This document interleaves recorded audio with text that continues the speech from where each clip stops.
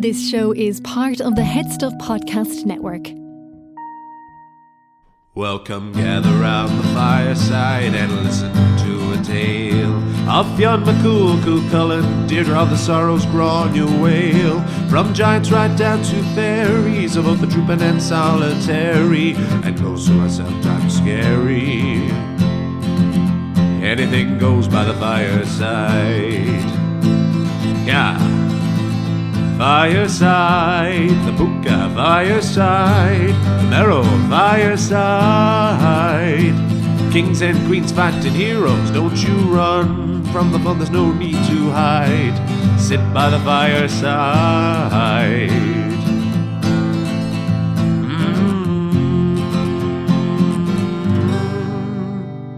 Fireside.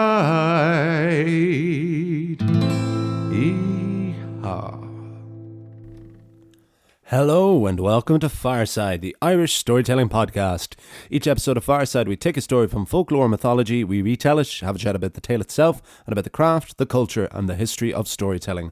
My name is Kevin Ciolahan, and I'm your host and your Fireside Bard. Welcome to episode 187.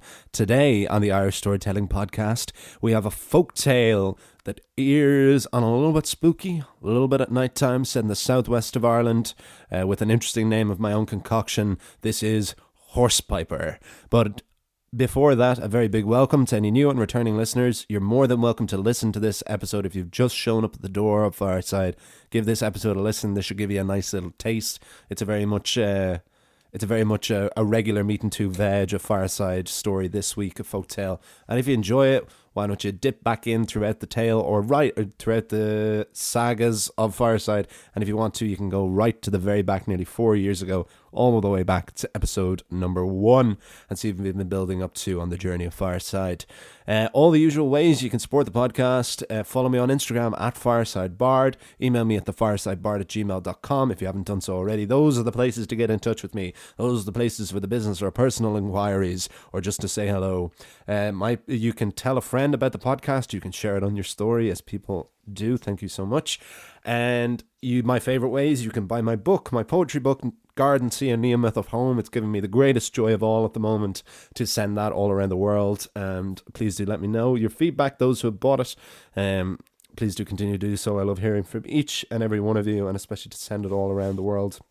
I sent one to Australia yesterday, where I've just come from. Very exciting to send it all the way back over to the other side of the world. But you can also support at Headstuff Plus by joining Headstuff at headstuffpodcast.com for as little as €5 a month, although you can pay more if you want. All of the links that are in the description below for all of those. No hard sell in any of them, but they're there if you want to. I'm once again coming to you from my home studio in Wicklow.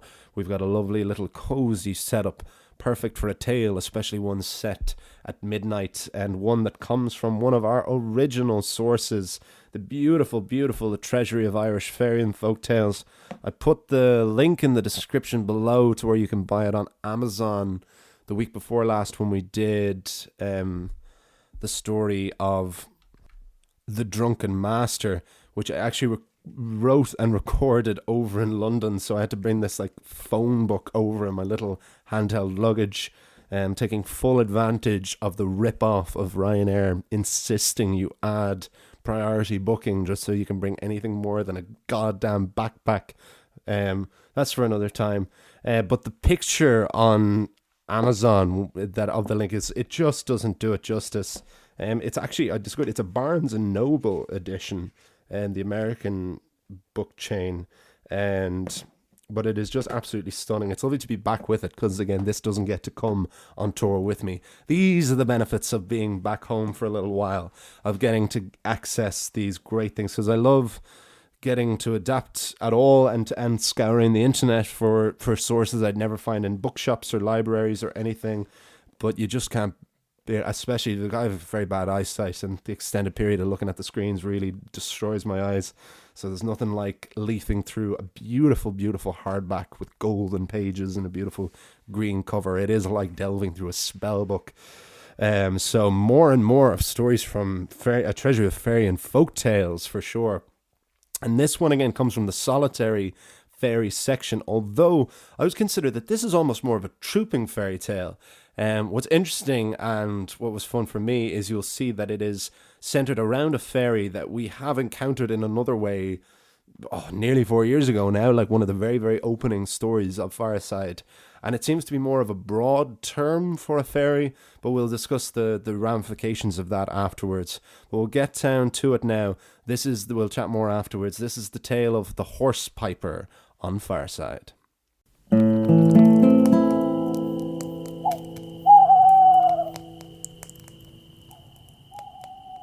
Horse Piper.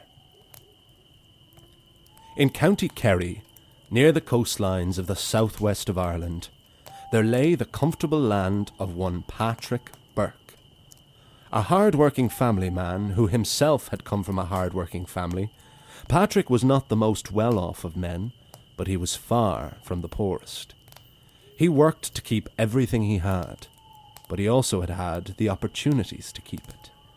He had 2 sons to carry on his name, a daughter who would be every bit the wonder his wife had been to him, and they even had their own maid. This maid, Judy, cooked their meals and entertained the children with fairy stories and mythology, although sometimes Patrick Burke thought that the maid told them too much. Patrick Burke was sitting in his warm, comfortable cottage at the end of a long, hard day. His wife and children were around him, and his maid Judy was nearly finished cooking a delicious broth. The rain and the wind began to batter the cottage, which made Patrick say aloud, "When the weather is this bad, doesn't it make you all the more grateful to have a place like this to live in?"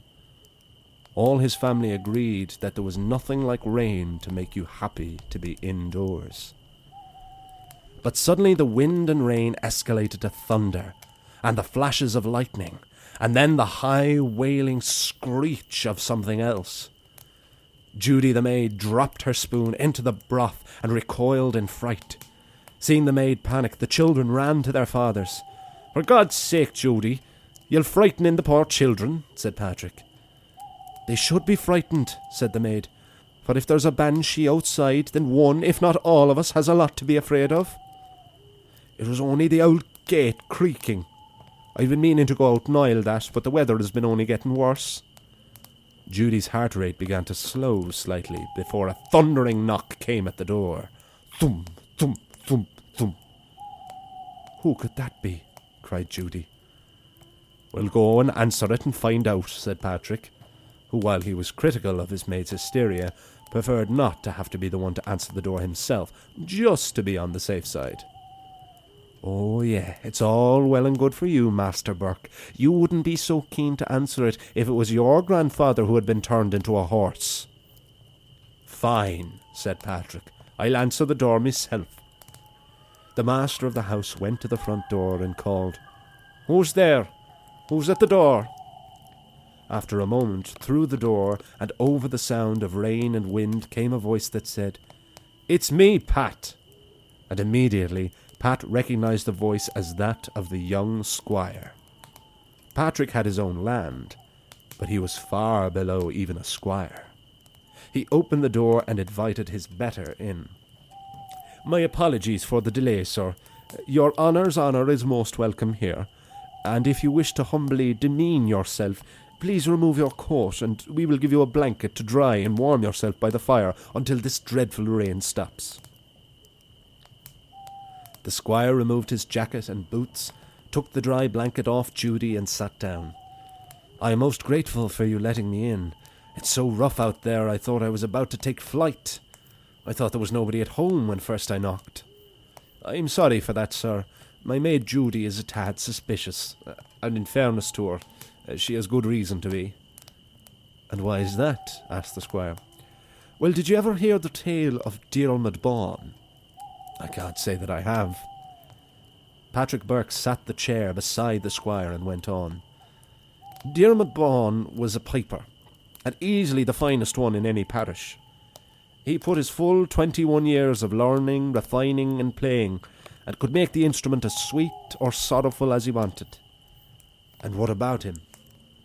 "Well, Diarmuid Bawn was Judy's grandfather, and if there's one thing that man loved more than playing the pipes, it was his tobacco. I don't know how his head held so many tunes, or how his lung held so much smoke. The fumes used to come out at the end of the bellows of the pipes that made Diarmuid Bond look like he was a fire-breathing dragon.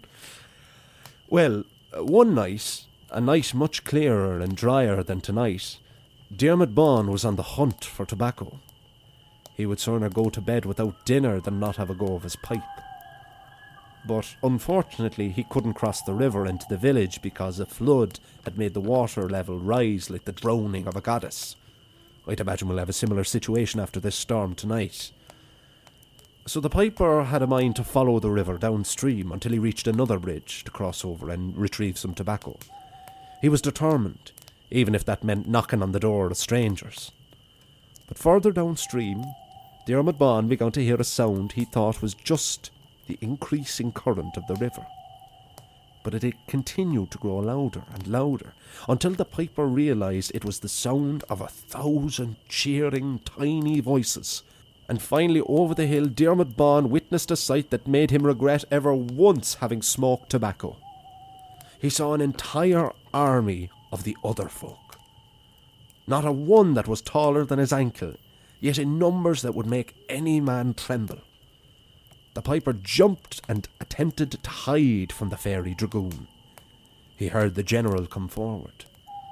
"Troops, are you all ready for the battle ahead?" "I'm not," came another voice. "And if you want to win this war, you had better make sure I am ready." "What is the matter on Far Darrig?" asked the general. "I have no horse," said the Far Darrig, the fairy enchanter. "And what about Diarmuid Bond?" asked the general. "He's hiding over there behind the hill. Just turn him into a horse." Well, Diarmuid Bond began to say his prayers and summon all flights of angels to his aid. The Far Darrig heard this and wasn't best pleased. "I don't care for those kind of blessings, Diarmuid Bond. I don't know what kind of man you are, but let's see how fine a steed you make." The piper couldn't even begin to run away before he felt his nimble fingers fuse and harden, his arms grow bristly hairs, and his entire face and jaw lengthen until, struggling to walk, Diarmuid Bond caught his reflection in the river and saw that he had indeed become a chestnut-brown horse. But he wasn't any old steed. He was a fairy steed. So the horse piper couldn't just gallop, but fly. And the Far Darrig mounted Diarmuid Bond, and they took flight off the southwestern coast of Ireland, across the Atlantic and down to the Caribbean Sea before arriving in a strange land. Diarmuid Bond learned was Jamaica. Diarmuid had heard of this island, where a good many indentured Irish servants from Cork and Kerry had been sent. It was said that the accent there was not dissimilar to that of the southwest of Ireland. The entire fairy horde was there to face off against a fairy horde from Jamaica. It's unsure if these were the indigenous good folk of that island, or if Irish fairies went over with the servants. Either way, Diarmuid Bond soon found himself deep in the thicket of battle. He was still unsure how to move as a horse, much less fight like one. But fortunately the Far Darrig was on his back, and led the horse piper as he used spells and sword strokes to defeat his foes. But one enemy fairy came at Diarmuid with his sword and slashed the poor horse across the long face, knocking the Far Darrig from his mount. This enraged Diarmuid Bond, and with renewed vigour trampled all enemies in his path and ensured the victory for the invading fairy horde. The Far Darrig remounted his steed, and they rode back through the night to Ireland, until Diarmuid Bond awoke safe in his own bed. Now naturally Diarmuid was sure it had all been a dream. He was grateful to see his own hands again, and couldn't wait to play the pipes with them again. But when Diarmuid Bond went to the mirror, he was horrified to discover that he still had a fresh cut along his face. It hadn't been a dream. Not only that, but there was a mountain of tobacco, enough to last a lifetime, on his desk. The piper couldn't see, but he began to hear the familiar sound of the Far Darrig thanking him for his service, and that the tobacco was his as a reward, which would never go stale, but also that the fairies would be back if they ever needed a fine steed as Diarmuid Bond again. When Patrick Burke had finished telling his tale, the wind and rain had ceased, and the night was calm and drying off. The squire thanked Patrick, not only for his hospitality and drying his clothes, but also for the evening's entertainment. "I think the evening is calm enough for me to leave and return home," said the squire.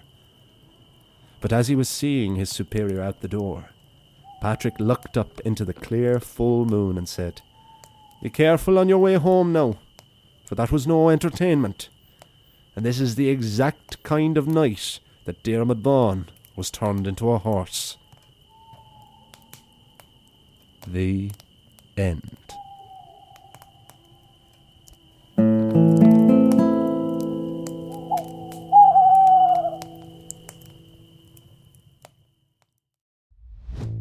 The podcast studios are opening their doors to everyone this culture night.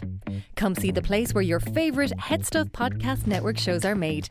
Get behind the scenes access, learn about production, and record your very own 5-minute podcast. This is an opportunity not to be missed. Join us Friday the 23rd of September. Register on eventbrite.ie or see the Culture Night website for more details. We look forward to seeing you there. And there we have the tale of the Horse Piper on Fireside. And I hope you all enjoyed it. Yes, a familiar and unique tale in different ways. Let's start with the familiarity. This is the first tale for a good while, to my mind, since the 3 tales of Sean de Bon Oiga, who had to save the lives of his 3 sons from the king of Denmark by recounting 3 various tales of his life. And why it's similar to those ones is much of the story is from a character's perspective rather than of an omniscient narrator. And as a performer, that's a lot of fun. I do really, really like narration and have a great time writing it as well. But just to mix things up, it was nice to kind of be in the character of Patrick Burke for that entire story, because it changes a lot of things. It changes how you write to a degree, because it is a dialogue and people speak in a different way to narrators. But also, there's something about the speech pattern. I'm less concerned. I get more of a flow of natural speech because I'm less concerned about like getting everything correct. And I find I actually do make mistakes less because the mistakes matter less, because people do make a lot more mistakes in their natural speech in the way that narrators tend not to, or certainly don't get away with. So that was a lot of fun there, regardless of the strength of my Kerry accent, which I hope any Kerry people will forgive. This Kerry accent, or rather the reason for wanting to do a tale set in Kerry, even though I found it quite serendipitously, but it's appropriate because I was down in Kerry, I was down in Killarney last week for a corporate gig down there, and we found ourselves in a taxi going into the town with a group of men, and we were driving through Fossa, just outside Killarney. And just one of these characters, like, that you just never forget. You're reminded of Christopher Guest talking about like where he saw the inspiration for Nigel Tufnell and Spinal Tap. But we were driving through Fossa into the town, and this man, he'd be in his late 40s, early 50s, I'd say. And he's like, "No, boys, we're driving to Fossa now, and there's 2 people who come from Fossa. No, one is the Cristiano Ronaldo of Gaelic football." And from the back of the taxi came, no, he wouldn't be the Ronaldo, no, he'd be more like the Maradona or Pele. And this conversation just, I just found to be the most wonderful thing ever. Both the comparisons and the comparisons within the wonders of the accent. He was talking, for any GAF fans, he was talking, of course, about David Clifford, as I later discovered. And the other of the two, of course, being Michael Fassbender. Man from Fossa, yes. That part I was able to get. He was like, and the other one, he'd be in the performing arts. I was like, that'd be Michael Fassbender. That one would be a bit more my wheelhouse now. But with that in mind, in mind to those three gentlemen in the back of that taxi on the way into Killarney from Fossa, this story, this tale of the Horse Piper is dedicated to all of you. The fairy featured in this tale is certainly worth noting, because it is a Far Darrig, and the Far Darrig or the Fir Darrig are literally just translates as red men, and they are presumably identified by a red cap, and they, in my experience with them, have been a kind of fairy of all purposes. He's very much a jack of all trades, but he is a solitary fairy, very much like the leprechaun. And the leprechaun kind of fits a lot of similar descriptions. Red cap and coat, and is known for mischievous and enchantment. But where we first met the Far Darrig, he took a kind of different form in the adaptation I ended up doing, was the story of the man who had no story, which is still to this day one of my favourite stories on Fireside, where we had the story of these four elongated fairy creatures tormenting poor Pat Diver all night. One version of that story is not titled The Man Who Had No Story, it's titled Far Darrig in Donegal.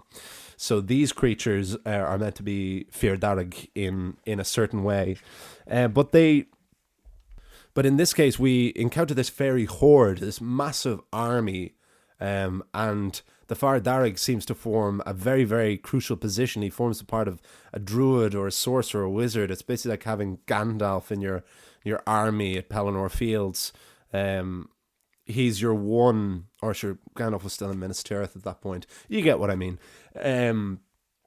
He assumes this very, very authoritative role because he's not the general. We see that there is another general here, but he is the one making these demands to have this Cinderella's pumpkin developed for him to find a steed. So he's depicted as being like teeny tiny, like about the size of like a coffee mug, and yet he wants a steed of full size. Presumably he could have one proportioned to him, but why wouldn't you have one a full size, especially if you can transform a poor unsuspecting man?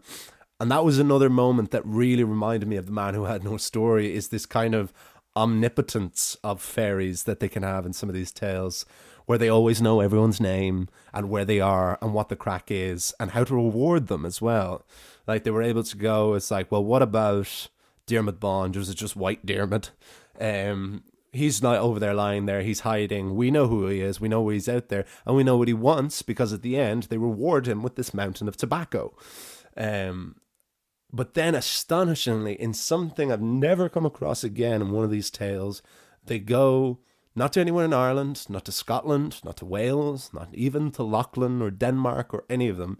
They go to Jamaica. And that is the first time I have seen any Caribbean island be referenced in Fireside. And it made it a really exciting, cool discovery, because I think that must have come from like what I put into it there about the indentured servitude and this folk etymological thought or theory, that there is a reason why like the Cork and Kerry accent is not dissimilar to a Jamaican accent, is because there were a huge amount of people sent over to those islands in indentured servitude. This is a thing that is commonly misinterpreted as Irish slaves, but they weren't slaves, they were indentured servants. Crucial difference was they could buy their freedom and they could earn it, and then of course that their children would be born free and their children would most likely be white. So it's a defense that is sometimes used falsely in kind of quite bigoted arguments about like where the Irish came from, especially in America, but it's an argument that doesn't hold any weight because it was still a very, very different circumstance. But it's very interesting that this story is set in Kerry, where both the accent and a lot of these servants would have been sent over from, and is the thought why. So it doesn't seem to be a coincidence there, but it is just wonderful. And then just to posit in a kind of American Gods kind of way, Was this fairy horde going over to fight another army?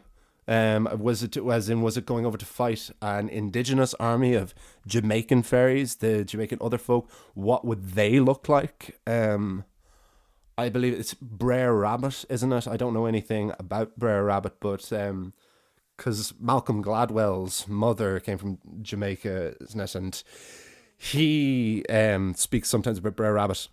Yes, just had a quick look up there. Yes, he is a central figure, passed down an African American of the southern United States and African descent of the Caribbean, a trickster figure in a similar way to Loki or to Anansi in West African mythology. Brer Rabbit is he's someone who's worth actually having a look at if we get another opportunity. Could have been Brer Rabbit that the fairies were coming against, or in an American Gods kind of way, could they have been Irish fairies that went over with these Irish servants and were then having to be defeated? Or did our fairies want to go over and rob them of their riches? Either way, we have Diarmuid Bawn transformed into a horse. He is the proverbial pumpkin of this tale, and he is transformed over and brought over and has to use his skills as just being a recently turned but very much full-size horse against this massive group of minuscule warriors and fairies. And through his own rage and being mounted by a powerful trickster fairy in the Far Darrig, Diarmuid Bawn is able to lead his own host to victory, and he is rewarded by being safely returned home and being given this lifetime supply of tobacco, which I thought important to give an addendum that I would say that they would never go stale, because I think you can get very, very stale tobacco. But this kind of constant threat then to live in fear that at any point Diarmuid Bawn could be turned into a horse again because he had served so well. And that unclear that whether or not he ever was, but that this fear and superstition has then passed down to form this tale within a tale of this cold and stormy night. Because I had wondered, should I have made Judy the maid tell the story as it is about her own grandfather? But fair enough, it's Patrick Burke's house and it's his family and it's a squire and he's obviously of his station, so it would make more sense that it would be him who would tell. And I felt it was more natural then in my voice if I had to inhabit that character as well. It poses interesting questions about these superstitions that, even though it was her grandfather, was a long, long time ago, and seems to be the only reason, because she says specifically, you'd be like this if your grandfather had been turned into a horse, which is just a great introduction to what's going on as well as such a left field comment. But that superstition has passed down because it plays into this trope of the superstitious maid, or nanny character who's always like the storyteller to the children and who instills them with the folklore and the mythology. It's that taken to a literal degree, and kind of it makes you sad for that kind of life of living in fear. If your own grandfather was just going for a smoke and he was turned into a horse in a fairy war and then was rewarded but then was told to live in fear, you would think that at any point you would. They knew your family. They knew that you made good horses. They're coming for you, whether you like it or not.